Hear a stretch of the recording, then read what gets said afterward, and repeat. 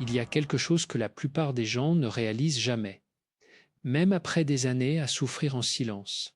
Ce n'est pas la solitude elle-même qui brise une vie, c'est ce qu'on laisse grandir à l'intérieur d'elle sans jamais oser y toucher. Et si tu regardes cette vidéo en ce moment, il y a de fortes chances que tu saches exactement de quoi il s'agit. Cette sensation d'un espace intérieur qui rétrécit comme une pièce dont on ferme les volets un à un jusqu'à ce que la lumière ne rentre plus du tout. Pourquoi est-ce que ceux qui font les plus grands efforts pour ne pas souffrir finissent souvent par souffrir davantage? Garde cette question avec toi. Elle va traverser tout ce que nous allons explorer aujourd'hui. Christophe André, psychiatre et auteur, dont les travaux ont touché des millions de personnes, a passé plus de 30 ans à s'asseoir en face de gens ordinaires, des gens exactement comme toi, et à observer quelque chose de frappant. La souffrance émotionnelle, non traitée, ne reste pas là où on la laisse. Elle se propage. Elle change la texture de tout ce qu'elle touche. Et si tu pars maintenant, si tu fermes cette vidéo avant la fin, tu repartiras avec exactement ce que tu avais en arrivant. Le poids sans le nom, la fatigue sans l'explication, et la sensation persistante que quelque chose ne va pas sans savoir quoi ni comment y remédier. Ce que tu vas entendre ici, ce sont 5 choses précises qui doivent traverser une forme de mort intérieure pour que quelque chose de nouveau puisse naître. Pas une mort dramatique. Une mort douce, nécessaire, libératrice. Comme le fait de lâcher une branche à laquelle on s'accrochait depuis si longtemps qu'on avait oublié qu'on avait encore des mains. Mira, il faut commencer par quelque chose de concret. Quelque chose que presque tout le monde a vécu, mais que peu de gens osent nommer. Un dimanche soir de novembre, pas un dimanche particulièrement tragique, juste un dimanche ordinaire dans la vie d'une femme que nous appellerons Élise. Élise a 43 ans. Elle travaille dans les ressources humaines, ce qui signifie qu'elle passe ses journées à aider les autres à traverser leurs difficultés professionnelles, à dénouer des conflits, à poser des mots sur des situations complexes. Elle est douée pour ça. Vraiment douée. Et ce dimanche soir de novembre, juste après dîner, elle s'assoit sur son canapé, allume la télévision, la regarde sans la voir pendant environ 20 minutes, puis l'éteint. Elle prend son téléphone, fait défiler son répertoire, regarde un nom, puis un autre, repose le téléphone, se lève, va à la cuisine, boit un verre d'eau, revient et s'allonge dans le noir avec la sensation précise, nette, presque chirurgicale, d'être complètement seule sur une planète de 7 milliards de personnes. Le fils d'Élise, Lucas, qui a 20 ans et habite à 2 heures de train, a essayé de l'appeler ce soir-là. Elle n'a pas décroché, pas parce qu'elle n'avait pas envie de lui parler, mais parce que quelque chose en elle avait commencé à construire un mur si progressivement, si silencieusement, qu'elle ne s'en était pas rendue compte avant que le mur soit déjà là.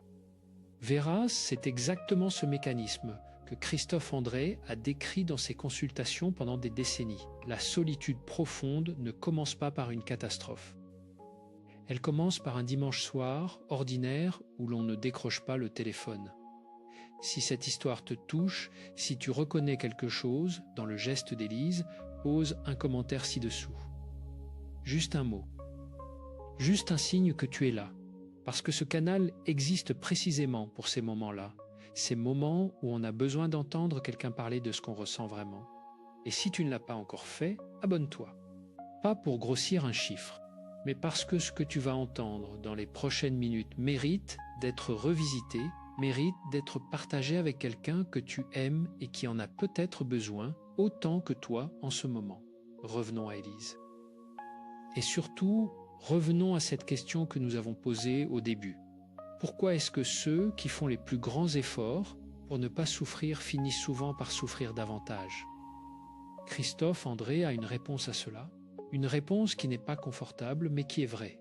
Et la vérité, même quand elle fait mal au premier contact, est toujours préférable à l'illusion qui endort. Voilà ce qu'il faut comprendre. Et c'est urgent, vraiment urgent, pas dans le sens d'une alarme qui sonne, mais dans le sens d'un médecin qui te regarde en face et te dit « Si on ne traite pas ça maintenant, les conséquences seront bien plus difficiles à réparer dans 6 mois. » La solitude non traitée, celle qu'on laisse s'installer comme un locataire qu'on n'ose pas expulser, ne reste pas stable, elle évolue, elle se renforce. Et elle fait quelque chose de particulièrement cruel, elle commence à modifier la façon dont tu perçois les gens qui t'entourent. Au début, tu ne décroches pas le téléphone un dimanche soir, puis tu annules un dîner. Puis, tu réponds aux messages avec un jour de retard, 2 jours, 1 semaine. Puis les messages s'espacent parce que les gens, les vrais amis, les enfants adultes, les collègues qui tenaient à toi finissent par interpréter ton silence comme un rejet. Ils ne savent pas que ce n'est pas un rejet. Ils ne savent pas que c'est une douleur qui s'est transformée en mur. Ils voient juste quelqu'un qui ne répond plus. Et progressivement, doucement, ils s'éloignent. Non par méchanceté, par épuisement, par autoprotection. Et toi, de ton côté, tu regardes cet éloignement comme une confirmation de ce que tu craignais depuis le début, que tu n'es pas assez important pour que les gens restent. Figeate, c'est là que le piège se referme. Pas à cause d'une trahison, pas à cause d'un drame, à cause d'un cercle que personne n'a voulu créer, mais que personne n'a interrompu non plus. Le fils de Lucas, le fils d'Élise, a attendu que sa mère rappelle pendant 2 semaines. Puis il a envoyé un message. Elle a répondu « Tout va bien, je suis juste fatigué ». Et lui, qui avait 20 ans et qui essayait de construire sa propre vie, a répondu « D'accord, maman, repose-toi ». Et la distance entre eux a grandi de quelques centimètres supplémentaires ce soir-là, imperceptiblement, comme une plante qui pousse dans le mauvais sens, mais si lentement qu'on ne le remarque que quand les racines ont déjà tout envahi. Christophe André dit quelque chose de profond à ce sujet. Il dit que la douleur émotionnelle non gérée ne fait pas que nous isoler de nous-mêmes. Elle fait de nous des absences douloureuses dans la vie des gens qui nous aiment. Et c'est peut-être la partie la plus difficile à entendre, parce qu'on peut accepter de souffrir pour soi. Mais savoir que notre souffrance non traitée blesse aussi ceux qu'on aime, ça, c'est une responsabilité différente. Alors voilà la vraie question maintenant. Et elle est plus précise, plus tranchante que la première. Qu'est-ce qui en toi maintient cette solitude en place? Qu'est-ce qui résiste à la lumière? Qu'est-ce qui refuse de mourir pour que quelque chose de nouveau puisse vivre? Parce que si tu ne vas pas jusqu'au bout de cette vidéo, si tu la fermes maintenant, tu repartiras sans réponse. Et la prochaine fois que tu seras allongé dans le noir un dimanche soir ou un mercredi matin ou un vendredi après-midi, tu auras toujours le même poids, sans la clé. Reste. Parce que ce qui vient est précisément ce dont tu as besoin. La première chose qui doit mourir, c'est l'histoire que tu te racontes sur toi-même depuis si longtemps que tu l'as confondue avec la vérité. Christophe André, dans ses consultations, a rencontré des centaines de personnes qui portaient une conviction profonde, ancrée dans leur corps comme une vieille cicatrice. Je suis quelqu'un qui ne mérite pas vraiment d'être aimé, ou je suis fondamentalement différent des autres et cette différence est un défaut, ou encore les gens qui me connaissent vraiment finissent toujours par partir. Ces histoires ne sont pas nées hier. Elles ont souvent des racines dans une enfance où quelqu'un, pas nécessairement par malveillance, a envoyé un message que l'enfant a interprété comme une vérité sur lui-même. Le problème avec ces histoires, c'est qu'elles ont une qualité remarquable. Elles sont douées pour se prouver elles-mêmes. Si tu crois que tu n'es pas digne d'être aimé, tu vas inconsciemment te comporter de façon à créer des situations qui confirment cette croyance. Tu vas te retirer avant que l'autre le fasse. Tu vas minimiser ce que tu offres, tu vas rejeter les marques d'affection parce qu'elles te semblent fausses ou méritées pour de mauvaises raisons. Et l'autre, déconcerté, finit effectivement par s'éloigner. Et voilà, l'histoire s'est prouvée. Encore une fois, l'approche de la pleine conscience que Christophe André enseigne depuis des années propose quelque chose de très simple mais de très courageux. Au lieu de croire cette histoire ou de la combattre, observe-la. Comme tu observerais un nuage qui passe, avec curiosité, avec une certaine distance, sans te laisser emporter par elle. Te suena? Cette sensation d'observer tes propres pensées comme si elles étaient des objets que tu pourrais poser sur une table et examiner à la lumière du jour. La pratique concrète ici est celle-ci. La prochaine fois que cette histoire se met en marche, cette voix intérieure qui te dit que tu es trop ou pas assez ou fondamentalement inadapté pose une main sur ta poitrine. Pas symboliquement, physiquement. Sens la chaleur de ta propre main contre ton propre corps et dis intérieurement ou à voix haute si tu es seul. Voilà une pensée qui est passée par là. Pas une vérité, pas un verdict, une pensée qui est passée et qui va continuer à passer. Ce geste simple, répété avec constance, commence à desserrer quelque chose, pas du jour au lendemain. Mais progressivement, comme on desserre un nœud qu'on a trop longtemps tiré dans le mauvais sens. Maintenant, pourquoi est-ce que ceux qui font les plus grands efforts pour ne pas souffrir finissent souvent par souffrir davantage? Parce que l'effort de ne pas souffrir est lui-même une forme de résistance. Et la résistance maintient en place exactement ce qu'elle prétend rejeter. C'est l'un des paradoxes les plus élégants et les plus cruels de la psychologie humaine. On lutte contre la douleur et la lutte elle-même devient douloureuse. La deuxième chose qui doit mourir, c'est le perfectionnisme émotionnel. Escucha, parce que ça c'est quelque chose que peu de gens associent à la solitude, mais que Christophe André a identifié comme l'un de ses moteurs les plus silencieux et les plus puissants. Le perfectionnisme émotionnel, c'est cette conviction qu'on doit ressentir les bonnes choses au bon moment, de la bonne façon, qu'on ne devrait pas être triste sans raison valable, qu'on ne devrait pas avoir peur des petites choses, qu'on devrait être capable de gérer ses émotions proprement, sans déborder, sans déranger, sans avoir l'air fragile ou instable. C'est une tyrannie particulièrement moderne, soit dit en passant, dans un monde où l'on affiche sa productivité, sa positivité et son équilibre comme on affiche des photos de vacances sur les réseaux sociaux, filtrées, cadrées, lumineuses. Le monde du bien-être en ligne a réussi l'exploit remarquable de transformer la santé mentale en une nouvelle forme de performance. Et on se retrouve à culpabiliser non seulement de souffrir, mais de ne pas souffrir correctement. Christophe André a un mot pour ça. Il appelle ça la double peine. On souffre et puis on souffre de souffrir. On est triste et on se juge d'être triste. On est seul et on se déteste d'être seul. Une femme qui l'a suivi en consultation, dans la 3e semaine après un déménagement difficile qui l'avait éloigné de tous ses repères, lui a dit quelque chose que Christophe André cite souvent. « Je ne comprends pas pourquoi je pleure. J'ai tout pour être heureuse. Ce j'ai tout pour être heureuse est l'une des phrases les plus douloureuses qu'un psychiatre puisse entendre. Parce qu'elle signifie que la personne en face de lui non seulement souffre, mais se condamne elle-même pour sa souffrance, comme si la douleur était une faute morale. La mort nécessaire ici, c'est celle du juge intérieur, ce juge qui siège dans ta tête depuis des années et qui commande chacune de tes émotions avec un verdict. Pas assez fort, trop sensible. Tu exagères, tu dramatises. Les autres gèrent bien mieux que toi.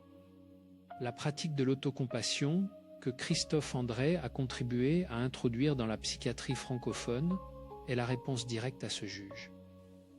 Elle ne consiste pas à se dire que tout va bien quand tout ne va pas bien.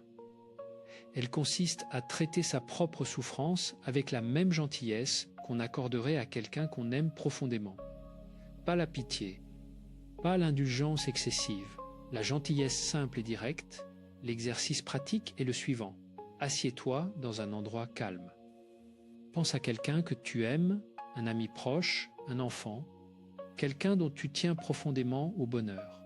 Imagine que cette personne vient te voir et te dit exactement ce que tu te reproches à toi-même. Qu'est-ce que tu lui dirais? Avec quelle douceur, avec quelle patience?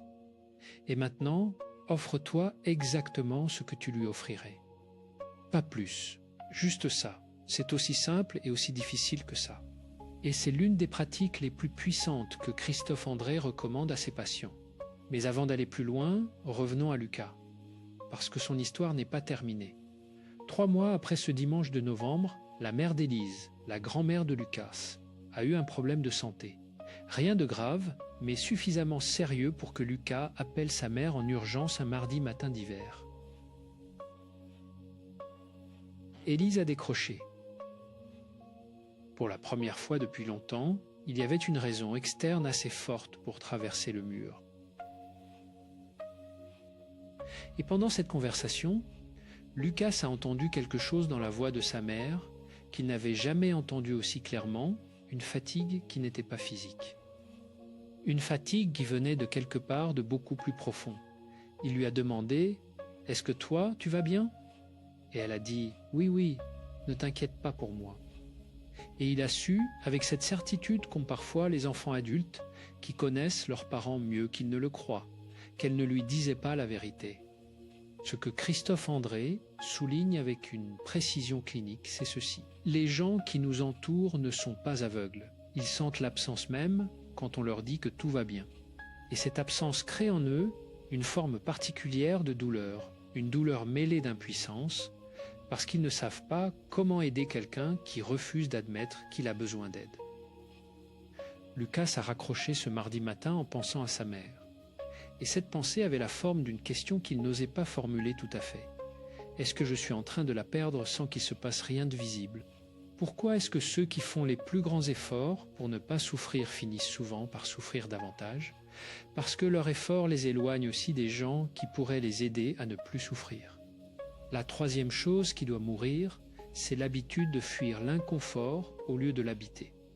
Le monde moderne est extraordinairement doué pour nous proposer des sorties de secours. Un téléphone à portée de main, des contenus infinis, des notifications qui remplissent les silences avant même qu'ils aient eu le temps de devenir inconfortables.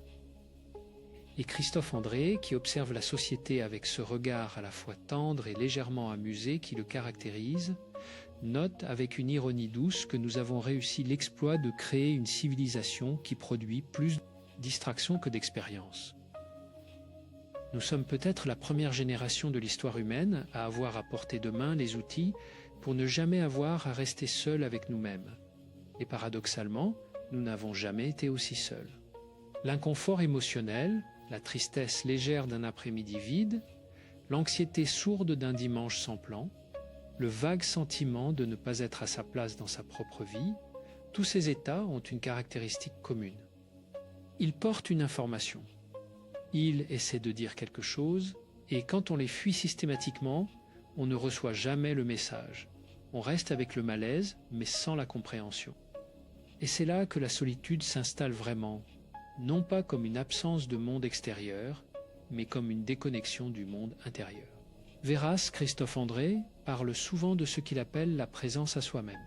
C'est une expression qui peut sembler abstraite, mais qui désigne quelque chose de très concret, la capacité à rester avec ce qu'on ressent, même quand c'est inconfortable, sans immédiatement chercher à le neutraliser, à l'expliquer, à le résoudre ou à le fuir. L'exercice qu'il propose ici est celui de la pause de 3 minutes. 3 fois par jour, tu t'arrêtes. Tu poses ce que tu faisais, tu fermes les yeux si c'est possible, ou tu baisses simplement le regard. Et tu te poses 3 questions très simples. Qu'est-ce que je ressens en ce moment dans mon corps ? Qu'est-ce que je pense en ce moment ? Et de quoi ai-je vraiment besoin en ce moment ? Pas de quoi est-ce que je veux. De quoi ai-je besoin ?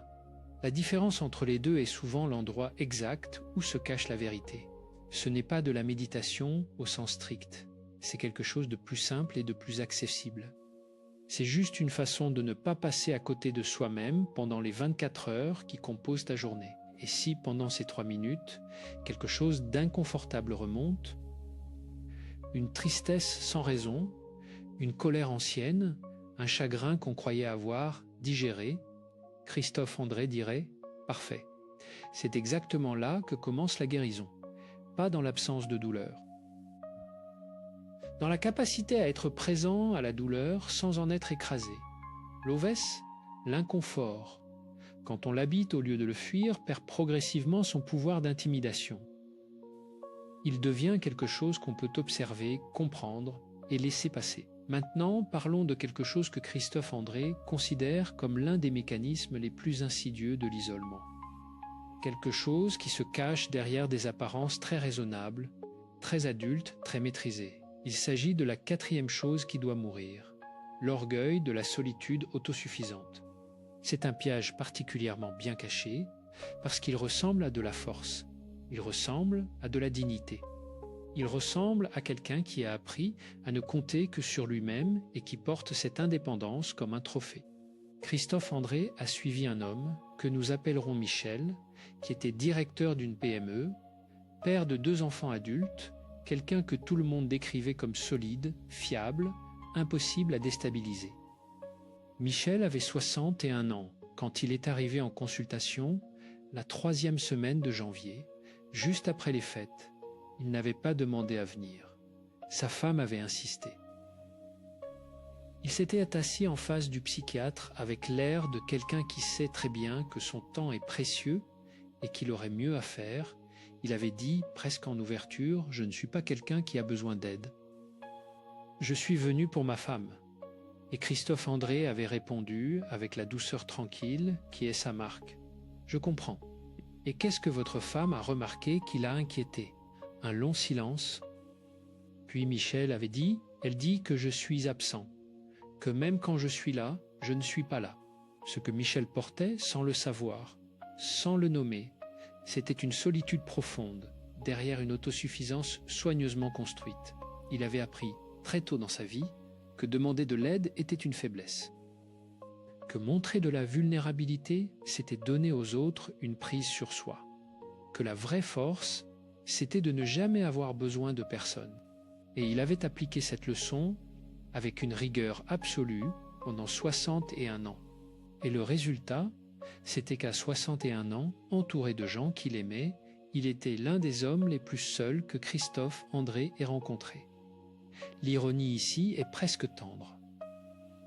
Nous avons tellement peur d'être abandonnés que nous abandonnons nous-mêmes les gens avant qu'ils puissent le faire. Nous construisons notre indépendance émotionnelle comme un bunker. Et puis, nous nous étonnons de trouver les murs froids. Pourquoi est-ce que ceux qui font les plus grands efforts pour ne pas souffrir finissent souvent par souffrir davantage? Parce que parfois l'effort qu'on fait pour se protéger de la souffrance est précisément l'effort qui la rend inévitable. La mort nécessaire ici, c'est celle de la conviction que demander est une faiblesse. Dans la tradition psychiatrique psychologique que Christophe André représente, la capacité à demander de l'aide, à recevoir du soutien, à laisser quelqu'un voir sa vulnérabilité est l'une des formes les plus sophistiquées de la santé mentale. Ce n'est pas une régression, c'est une maturité. La pratique concrète qu'il recommande est à la fois simple et inconfortable pour beaucoup. Cette semaine, dis à quelqu'un une chose vraie sur ce que tu ressens. Pas une plainte, pas un drame, une chose vraie et précise. Je suis fatigué en ce moment et j'aurais besoin de me sentir moins seul. Ou il y a quelque chose qui me pèse et je ne sais pas bien comment l'exprimer, mais j'avais besoin de te le dire. La formulation n'a pas besoin d'être parfaite, elle a besoin d'être vraie. Ce geste, qui peut sembler petit, est en réalité un acte de courage considérable. Et chaque fois qu'on le fait, on desserre un peu plus le nœud de l'isolement autosuffisant. Revenons à Michel, parce que son histoire a une suite. Il est revenu en consultation pendant plusieurs mois. Pas parce qu'il était convaincu au départ, parce que sa femme lui avait demandé d'essayer. Et progressivement, très progressivement, quelque chose s'était desserré. Pas de façon spectaculaire, pas avec des larmes et des révélations dramatiques, comme dans les films. Juste une légèreté qui avait commencé à se glisser dans des endroits inattendus. Un dîner avec ses enfants où il avait ri vraiment, pas poliment. Une conversation avec sa femme à 2 heures du matin, dans le noir, où il lui avait dit qu'il avait eu peur pendant des années sans jamais le dire à personne. Et elle avait pris sa main, et le monde n'avait pas implosé. C'est souvent comme ça que ça se passe. Pas avec une révélation, avec une conversation dans le noir. Mira, il y a quelque chose que Christophe André répète souvent dans ses conférences et ses livres. Quelque chose qui semble simple, mais qui contient une profondeur considérable. Les émotions sont des visiteurs. Elles arrivent, elles transmettent leur message et elles repartent. Si on leur ouvre la porte, elles repartent. Si on les tient dehors à force de résistance, elles tambourinent et leur bruit devient insupportable. Voici maintenant la 5e et dernière chose qui doit mourir. Et c'est peut-être la plus difficile à lâcher parce qu'elle ressemble tellement à quelque chose de sain, de logique, de raisonnable. C'est l'attente que les autres viennent en premier. Cette attente a 1000 visages. Elle peut ressembler à de la fierté. Je ne vais pas appeler le premier, c'est à lui de faire le pas. Elle peut ressembler à du bon sens. Si les gens voulaient de mes nouvelles, ils en demanderaient. Elle peut ressembler à de l'humilité. Je ne veux pas déranger. Elle peut même ressembler à de la sagesse. Les relations qui durent sont celles qui se font naturellement, sans effort. Mais Christophe André a une façon de regarder cette attente qui la transforme complètement. Il dit « L'attente que l'autre vienne en premier est souvent la carte postale de l'enfant blessé qu'on n'a pas encore consolé. C'est l'enfant qui attend que quelqu'un remarque qu'il souffre sans vouloir le dire, qui attend d'être cherché pour être sûr qu'il compte, qui teste, même sans le vouloir, si l'autre va rester. Et dans une vie d'adulte, cet enfant qui attend peut faire des dégâts considérables. Parce que les adultes autour de lui ont leur propre vie, leur propre peine, leur propre distraction. Et ils ne savent pas toujours que quelqu'un attend d'être cherché. Ils voient juste quelqu'un qui ne donne plus de nouvelles. Et ils en concluent que cela lui convient ainsi. Figeac, dans les recherches sur la solitude chronique que Christophe André cite régulièrement, un fait revient avec une constance troublante. La grande majorité des personnes qui souffrent de solitude profonde ont autour d'elles des gens qui les aiment et qui voudraient être plus présents. Le problème n'est presque jamais l'absence de personnes qui tiennent à nous. Le problème est presque toujours la barrière que nous avons érigée entre eux et nous, une barrière construite brique par brique avec de l'orgueil, de la peur, du perfectionnisme émotionnel et cette attente silencieuse, que ce soit l'autre qui fasse le premier pas. L'histoire d'Élise et de Lucas se termine de la façon suivante. Un jeudi soir de mars, soit environ 4 mois après ce dimanche de novembre où elle n'avait pas décroché le téléphone, Élise a envoyé un message à son fils.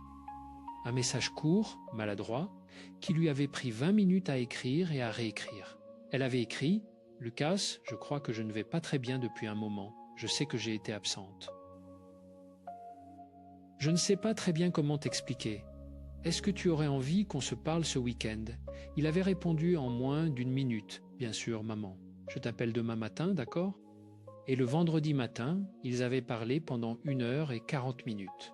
Christophe André ne connaît pas le contenu exact de cette conversation, bien sûr.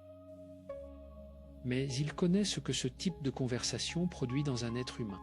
Il connaît la façon dont un pont qu'on croyait détruit peut se révéler simplement encombré, mais toujours là, toujours traversable, à condition qu'on fasse le premier pas.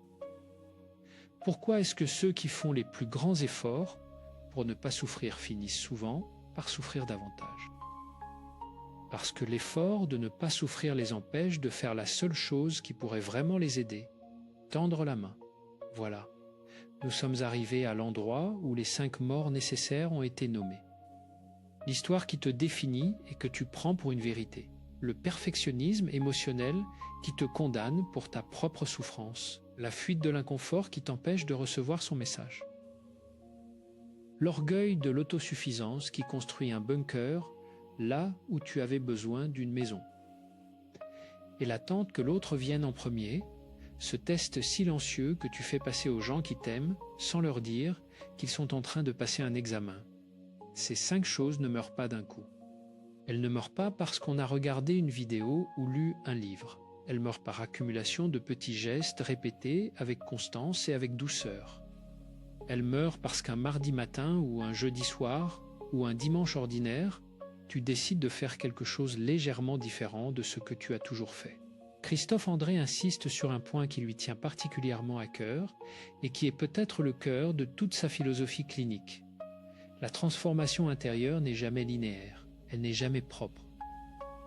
Elle n'est jamais conforme à un programme, elle ressemble davantage à un jardin qu'à un chantier.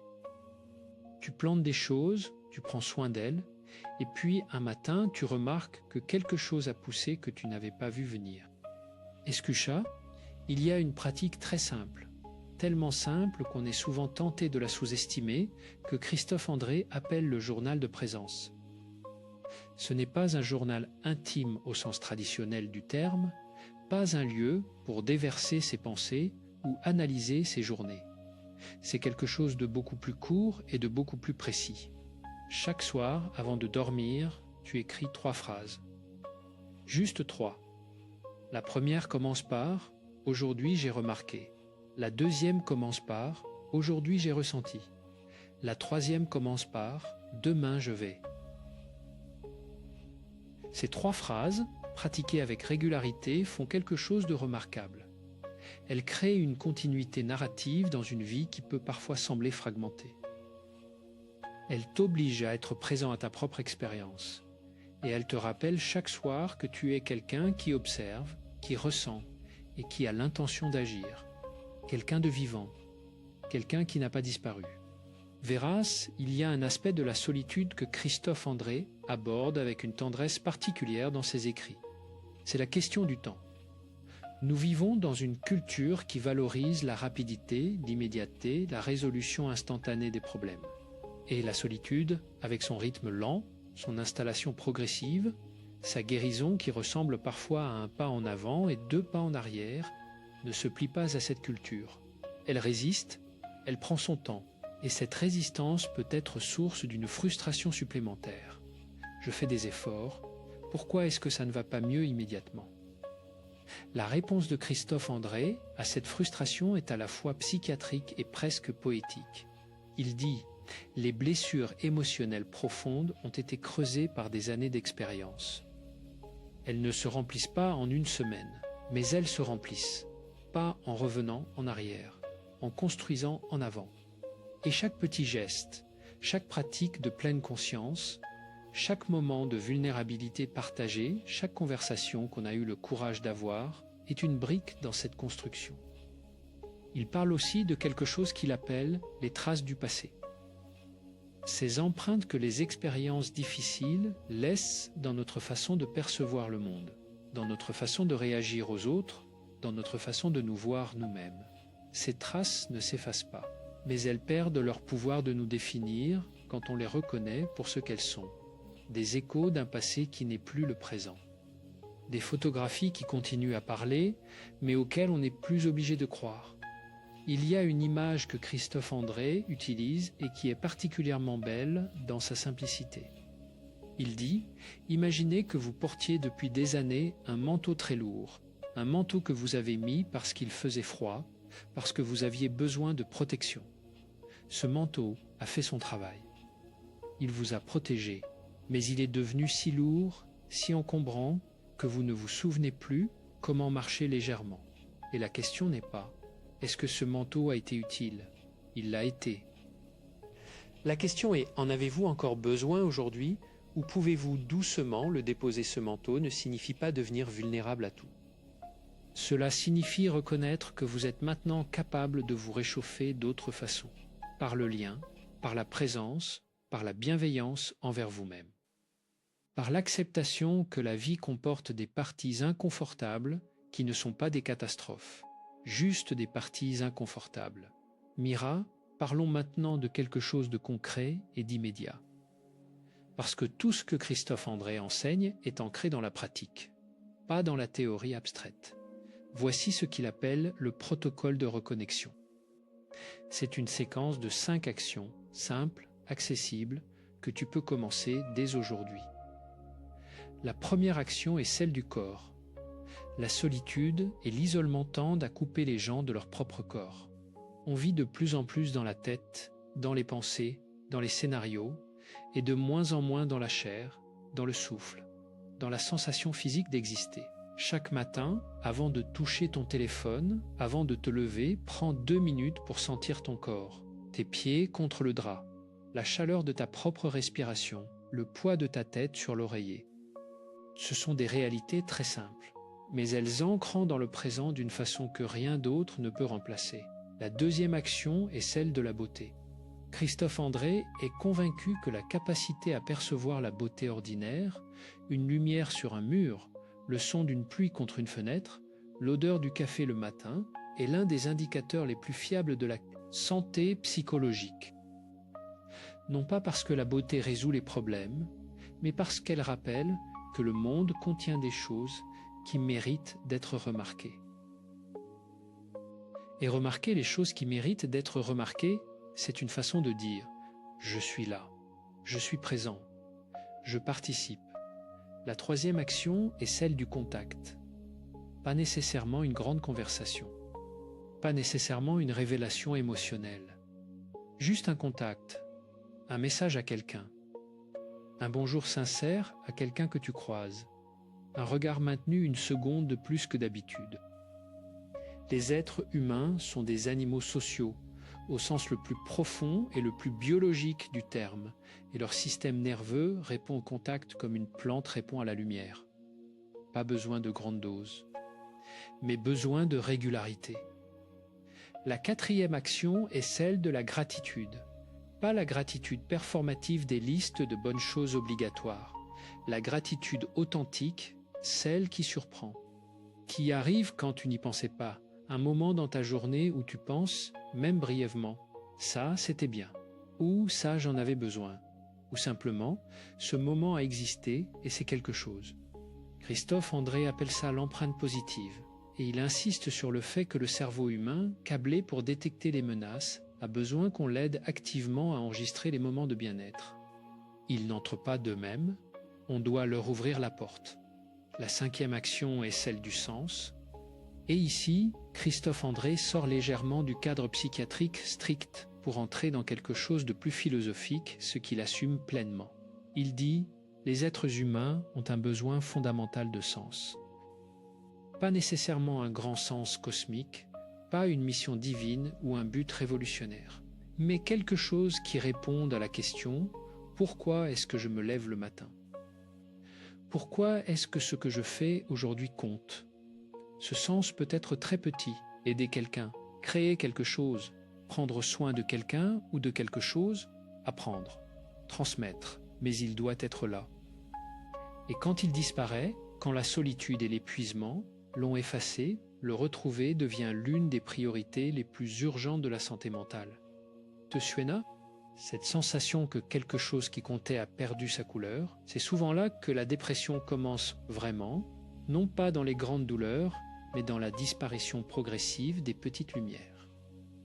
Parlons maintenant de la question que nous n'avons pas encore posée directement, mais qui traverse tout ce que nous avons dit depuis le début. Est-il trop tard ? Christophe André répond à cette question avec une certitude qui vient de 30 ans de pratique clinique. Non, il n'est jamais trop tard. Pas parce que c'est une belle phrase, pas parce que l'optimisme est une obligation morale, mais parce que le cerveau humain, jusqu'à la fin de la vie, conserve une plasticité qui lui permet de créer de nouvelles connexions, de nouveaux patterns, de nouveaux chemins. La souffrance laisse des traces. Mais ces traces ne sont pas des condamnations. Elles sont des empreintes. Et les empreintes indiquent un chemin parcouru, non un destin figé. Christophe André cite souvent des recherches sur ce qu'on appelle la résilience post-traumatique.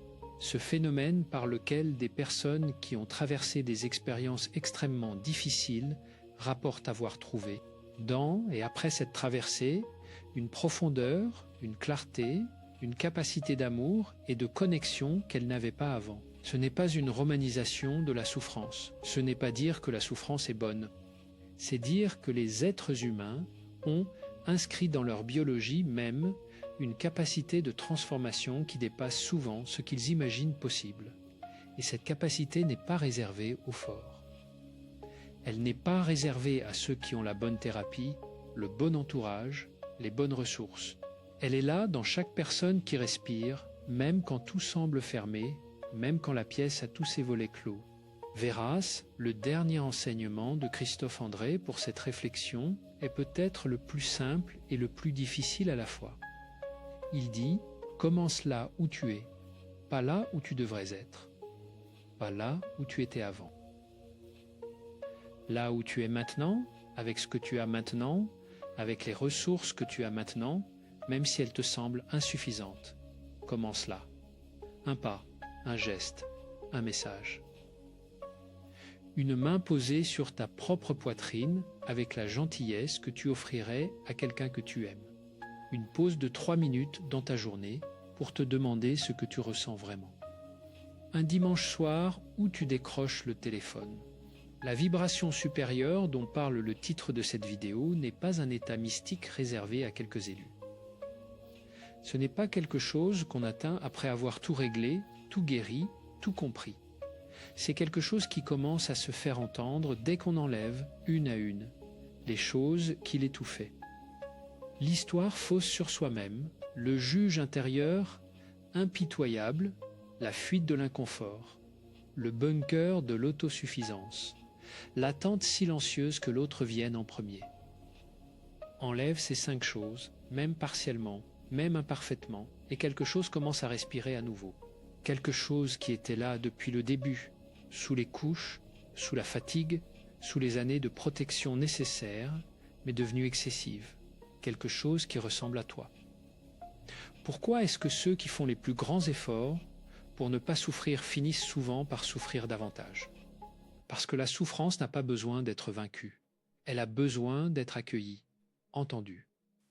Et lentement, avec patience et avec douceur, libérée. Et la bonne nouvelle, la vraie bonne nouvelle, celle que Christophe André porte dans chacune de ses consultations, dans chacun de ses livres, dans chacune de ses conférences, c'est celle-ci. Tu n'as pas besoin d'être prêt pour commencer. Tu as juste besoin de commencer. Élise a recommencé. Michel a recommencé. Et dans la salle de consultation de Christophe André, au fil des années, des centaines de personnes ordinaires ont recommencé. Des gens fatigués, sceptiques, brisés parfois, qui ne croyaient plus vraiment que les choses pouvaient changer. Et les choses ont changé. Pas parce qu'une baguette magique a été agitée. Parce qu'à un moment, ils ont décidé de faire quelque chose de légèrement différent. Un seul geste, un seul pas, une seule conversation dans le noir. Et si tu es encore là, si tu as regardé cette vidéo jusqu'ici, alors tu sais déjà quelque chose de toi-même. Tu sais que tu cherches. Et chercher, c'est déjà une forme de courage. Alors laisse un commentaire ci-dessous. Dis-nous quelle est la chose qui t'a le plus touché dans cette réflexion. Dis-nous où tu en es. Pas parce que nous avons besoin de le savoir, mais parce que mettre des mots sur ce qu'on ressent est déjà un acte de présence à soi-même. Parce que dans ce commentaire, peut-être, quelqu'un d'autre se reconnaîtra et se sentira un peu moins seul. Et si cette vidéo t'a apporté quelque chose, partage-la avec quelqu'un qui en a besoin. Non pas pour lui donner une solution, juste pour lui dire « Tu n'es pas seul dans ce que tu traverses ». J'ai pensé à toi en regardant ça, et abonne-toi si tu ne l'as pas encore fait.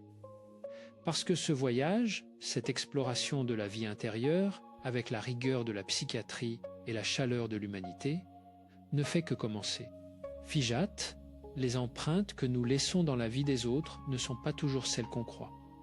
Parfois, la plus belle chose qu'on puisse faire pour quelqu'un qu'on aime, c'est de prendre soin de soi-même.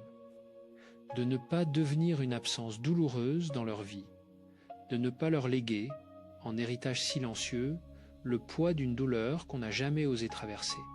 Prends soin de toi, pas comme une obligation, comme un acte d'amour, pour toi et pour ceux qui t'entourent et qui ont besoin de ta lumière, même quand tu ne crois plus qu'elle existe encore.